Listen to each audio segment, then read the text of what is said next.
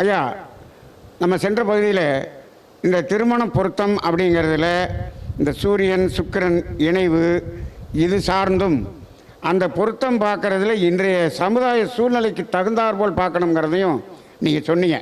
அதை பற்றி விரிவாக பேசுனீங்க.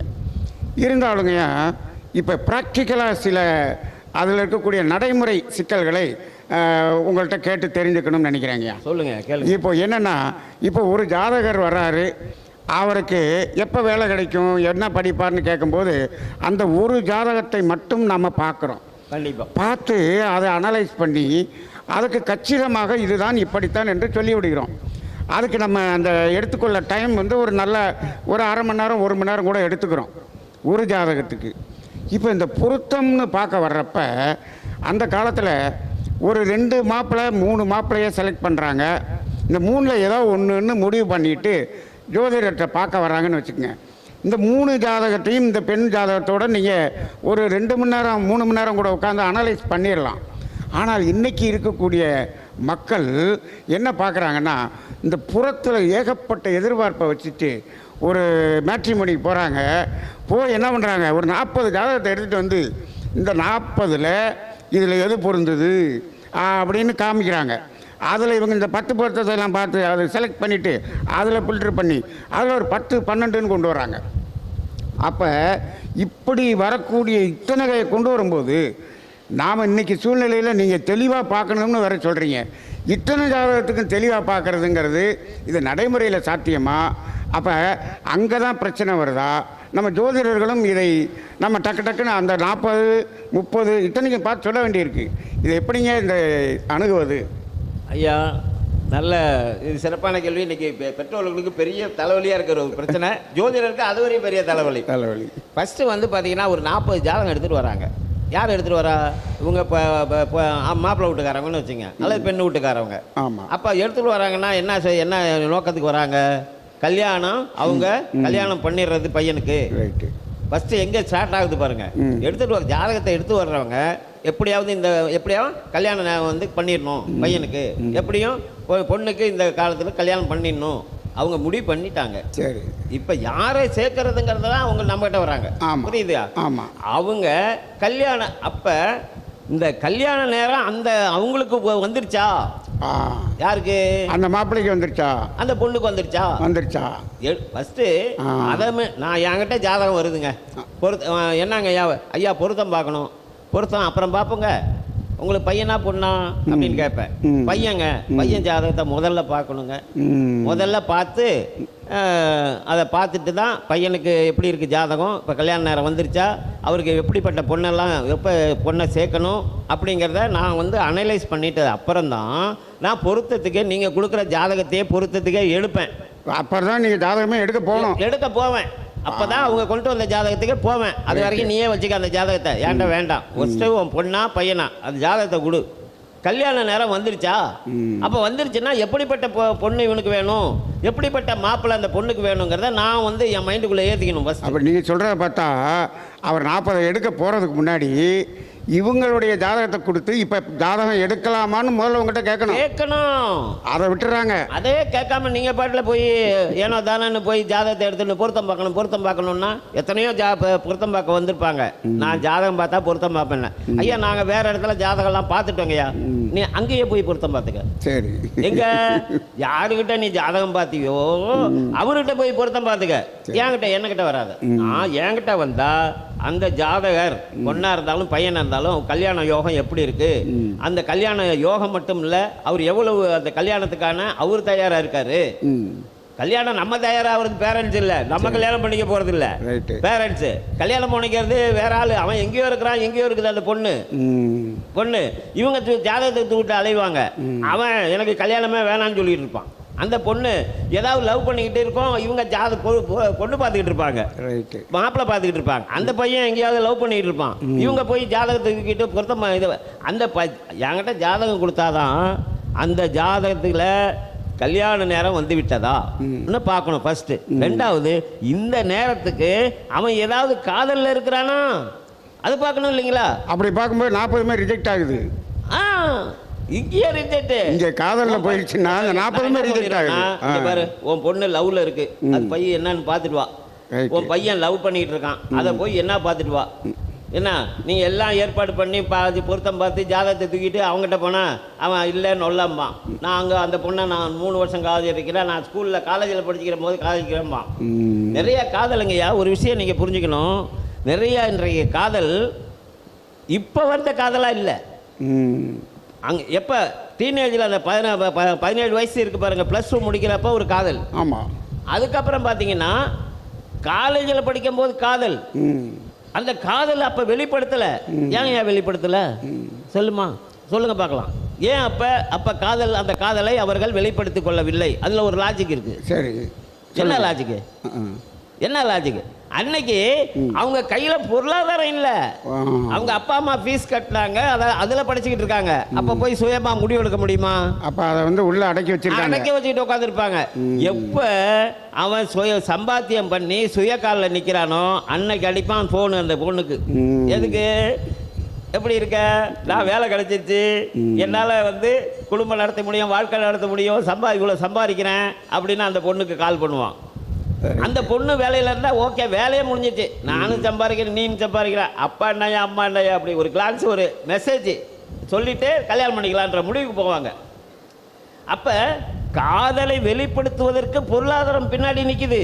அது வரைக்கும் யார் இன்னைக்கு வர்ற ஜாதகம் நான் கேட்பேன். நான் இது காதலில் இருக்குது. ஆமாங்கய்யா காதல் தான். இப்போ வந்து காதல் இல்லைம்மா, இது காலேஜ் காதல்மா. ஆமாங்கய்யா அப்பயே இருந்தே காதல் பண்ணுறாங்களான்னு சொல்லுவாங்க இவங்க. அப்போ நமக்கு தெரிஞ்சிடும் இவங்க எப்போ காதல் பண்ணாங்கன்னு. எனக்கு தெரிஞ்ச ஒரு தம்பதியர் இருக்காங்கய்யா. அவங்க அந்த பையன் வந்து பிஇ முடிச்சுட்டு எம்இ முடிக்கிறான் என்ஜினியரிங் காலேஜில். அந்த பொண்ணு பிபிஏ முடிச்சுட்டு எம்பிஏ முடிக்குது. இப்போ 2 பேரும் லவ்னு சொல்லி இப்போ அது பேசணும்னு சொல்கிறாங்க. எனக்கு ரொம்ப வேண்டிய நண்பர். நான் கேட்டேன், இவன் என்ஜினியரிங் காலேஜில் படிச்சிருக்கேன் இத்தனை வருஷம், அது வேறு காலேஜில் படிச்சிருக்கேன், எப்படியா அந்த லவ் வந்துச்சுன்னு கேட்டேன்.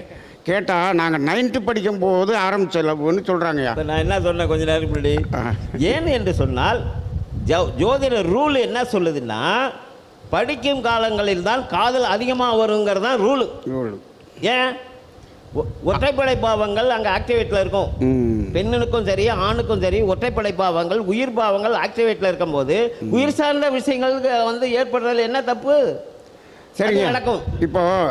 இப்போ காதல் அப்படிங்கிறது வந்து அப்படிங்கும்போது நீங்கள் இப்போ நான் எடுத்துகிட்டு வர்ற ஜாதகம் எல்லாமே நம்ம ஒதுக்கப்பட வேண்டியா போயிடுதுங்கய்யா. கண்டிப்பாக. இப்போ நான் என்ன கேட்குறேங்கய்யா, இப்போது நாம் ஜாதகமே எடுக்கலை, மேட்ரிமோனியில் போய் எடுக்கலை. இப்போ முதல்ல என்ன ஒன்று கல்யாணம் பண்ணலாமா அப்படின்னு ஒரு பையனை கல்யாணம் பண்ணலாம்னு நினைக்கிறோம். இப்போ ஐயாட்ட வந்து உங்கள்கிட்ட, ஐயா இப்போ கல்யாணம் பண்ணலான் இருக்கோம், இப்போ ஜாதகம் எடுக்கலாமா அப்படின்னு உங்கள்கிட்ட கேட்க வர்றாங்கன்னு வச்சுக்குவோம். கண்டிப்பாக. இப்போ நீங்கள் பார்த்துட்டு இந்த காலகட்டத்தில் எடுத்தால் நடக்கும்னு ஒரு காலத்தை குறிச்சிட்டீங்க. கண்டிப்பாக. அப்படி இருக்கும்பொழுது இங்கே மேட்ரிமோனியில் போய் இந்த 40, 30ன்னு எடுக்க வேண்டிய அவசியம் வராதோ? அப்போ தேவையில்லை, போனோடனே டக்குன்னு 2 அமைஞ்சிரும் அப்படிங்கிறதுக்காக கேட்குறேங்க. நான் என்னுடைய அனுபவத்தில், நான் ரொம்ப வயசு கூட இருந்தாலும் அனுபவம் வந்து கம்மி தான். நம்ம இப்போ ஃபுல் டைம் ஜோதிடங்கிறது ஒரு 10 வருஷமாக தான் ஃபுல் டைம் ஜோதிடர். அது நான் அதுக்கு முன்னாடி ஒரு 25 வருஷம் அனுபவம் இருக்குது. ஆனால் ஃபுல் டைம் ஜோதிடருங்கிறது 10-11 வருஷம். அப்போ இந்த 11 வருடங்களில் நாம் பார்த்த நேரத்தில் அவர்களுக்கு திருமண காலம் வராத பொழுது, பொண்ணுக்கோ பையனுக்கோ திருமண காலம் வராத பொழுது அவங்க தவறான ஜாதகத்தை எடுத்துக்கிட்டு வந்து நம்மகிட்ட கொடுக்குறாங்க. கல்யாண ஜாதகம் வரல. அப்ப நான் எவ்வளவுதான் சொன்னாலும் கேட்க மாட்டாங்க. அப்ப அவங்க தான் இப்ப அந்த 50, 100ன்னு எடுத்துட்டு வருவாங்க. வந்து கொண்டாந்து கொடுத்து அசந்து போய் நான் இப்ப எவ்வளவுதாங்க, ஐயா கொஞ்ச நேரம் ரெஸ்ட் எடுங்க, தேவையில்லாம அலையாதீங்க, இந்த காலகட்டத்துக்கு அப்புறம் உங்களுக்கு சிறப்பான ஜாதகம் வரும், நல்ல ஜாதகமே வரும் அப்படின்னு சொன்னா கேட்கறதே இல்லை. போவாங்க, அடுத்த ஒரு 10 நாள் கழிச்சு ஒரு 10 ஜாதகத்தை எடுத்து வரணும். அப்புறம் சொல்லி அனுப்புவோம், கேட்க மாட்டாங்க. அப்புறம் ஒரு 10. எனக்கு தெரிஞ்சு ஒரு கல்யாணம் ஒரு கல்யாணத்துக்கு பார்த்தாங்க, 3 வருஷம் கழிச்சு தான் கல்யாணம்னு சொன்னேன். நான் உங்களுக்கு சொன்ன அட்வைஸ் என்னன்னா, போய் நிம்மதியாக தூங்குங்க, ரெஸ்ட் எடுங்க, 3 வருஷம் வெயிட் பண்ணுங்க, அலையாதீங்க, ஜாதகத்தை எடுத்துட்டு அங்கே இங்கே நம்மளாலும் கோயிலை அதிகமாக சொல்கிறதில்ல. அவங்க என்னென்ன சில பேர் அந்த கோயிலுக்கு போ, இந்த கோயிலுக்கு போ. ஒரு நண்பர் சொன்னாருங்க என்கிட்ட, எழுந்திரிச்சு கையெடுத்து கும்பிட்டாரு என்ன. என்ன சொன்னார்னா, நான் 3 வருஷம் வெயிட் பண்ணுங்க, உங்கள் பொண்ணுக்கு கல்யாணம் ஆகும், அது வரைக்கும் எங்கேயும் போவேணாம், நிம்மதியாக போய் ரெஸ்ட் எடுங்க. என்ன 2 ஹஸ்பண்ட் 2 பேரும் எழுந்து கும்பிட்டாங்க. ஐயா ஐயா என்னங்க எழுந்திரிச்சு கும்பிட்றீங்கன்னா, ஐயா நாங்கள் பேசிக்கிட்டே வந்தோம் நானும் வீட்லேயும், இந்த ஜோசியர் எந்த கோயிலுக்கு போக சொல்ல போகிறாரோ தெரியல, இவர் இன்னும் நாங்கள் பல குரு பயிற்சியை பார்த்துட்டோம், பல ராகுகேது பயிற்சியை பார்த்துட்டோம், சனி பயிற்சியும் பார்த்துட்டோம், இவரையும் கல்யாணம் ஆகலை. இவர் எந்த குரு பயிற்சி ஆகணும் 6 மாதம் கழித்து குரு பயிற்சி வருதுன்னு சொல்லுவாரா என்னன்னு தெரியலன்னு வந்தோம். நீங்கள் ஒன்றுமே சொல்லலை. 3 வருஷம் போய் 3 வருஷம் கழித்து கல்யாணம் நடக்கும், அது வரைக்கும் ரெஸ்ட் எடுங்க, ரிலாக்ஸாக இருங்க, அலையாதீங்க அப்படின்னு சொன்னது நீங்கள். அதனால தான் ஏந்திரிச்சு உங்களுக்கு ஒரு கும்பிடு போட்டோன்னாங்க. அப்போ அது 3 வருஷம் கழிச்சு தான் கல்யாணம் ஆச்சு. அப்போ பார்க்கும்போதுங்க, இப்போ அந்த கல்யாண நேரம் ஒருத்தருக்கு வரவில்லை என்று சொன்னால், அப்போ நம்ம ஜாதகத்தை எடுத்து பார்க்கும் பொழுது அந்த எடுக்கக்கூடிய ஜாதகமெல்லாம் இதற்கு நெகட்டிவான பொருந்தாத ஒரு முரண்பாடான ஜாதகம் தான் வருங்கிறது என்னுடைய இது. அனுபவம் உங்களுடைய அனுபவம். எனக்கு அந்த ஒரு அனுபவம் இருக்குங்க. ஒரு ஜாதகத்துக்கு ஒரு பெண்ணுக்கு 4 வருடம் கழித்து தான் கல்யாணம் பண்ணணும்னு நான் சொல்லிட்டேங்க. ஆனால் அங்கே இருக்க வீட்டில் இருக்க அந்த பெரிய இந்த வயசானவங்க அதெல்லாம் ஐயோ இத்தனை வருஷமெல்லாம் முடியாது, நீ எடுன்னு கிட்டத்தட்ட ஒரு 250-300 ஜாதகம் பார்த்துட்டாங்கய்யா. ஆனால் நடக்கவே இல்லை, அப்படியே வந்தது. ஆனால் அந்த 4 வருஷம் கழித்து நம்ம சொன்ன நேரம் ஒரு செப்டம்பருக்கு மேலேன்னு இந்த வருஷம் சொல்லியிருக்காங்கய்யா. அந்த செப்டம்பர் மாதத்துக்கு மேலே ஒரு 6 ஜாதகம் எடுக்கிறாங்க. அதில் 2 ஜாதகத்தை நான் ஓகே சொல்கிறேன், 2 பேரும் நான் கொடுக்குறேன், நான் பொண்ணு கொடுக்குறேன், மாப்பிள்ளை கொடுக்குறேங்கிறாங்க 2 பேரும். இந்த 2ல் எதை செலக்ட் பண்ணுறதுங்கிற அளவுக்கு வந்துச்சு. அப்போ இந்த 4 வருஷமாக அந்த 250-300 ஜாதகம் எடுத்ததுனால எதுக்கு வேஸ்ட்டான அலைச்சல் தானேன்னு அந்த அன்பர்கிட்ட சொல்லும்போது அவர் என்ன சொல்கிறாரு, ஐயா எங்களுக்கு அலைச்சல் தாங்கய்யா, உங்களுக்கு 250க்கு நாங்கள் ஒரு ஜாதகத்துக்கு 50 ரூபா கொடுத்தோம், உங்களுக்கு லாபம் தானேங்கய்யா அப்படின்னு சொல்கிறாங்க. இப்போ நீங்கள் வெளிப்படையாக உங்களுடைய லாபத்தை எல்லாம் பார்க்காம சமுதாய நலன்கிற அடிப்படையில் நீங்கள் சொல்கிறீங்க. கண்டிப்பாக அந்த வகையில் ஏன்னா இன்றைக்கி நமக்கு வருமானம் தானே நீ எடுத்துகிட்டு வாயா அப்படின்னு சொல்கிறத விட்டுட்டு இப்படி சொல்கிறது ஒரு சமுதாய நலன்னு நான் நினைக்கிறேங்க. கண்டிப்பாங்க. அதாவது ஜோதிடம் என்பது வெரி சென்சிட்டிவான விஷயங்கய்யா.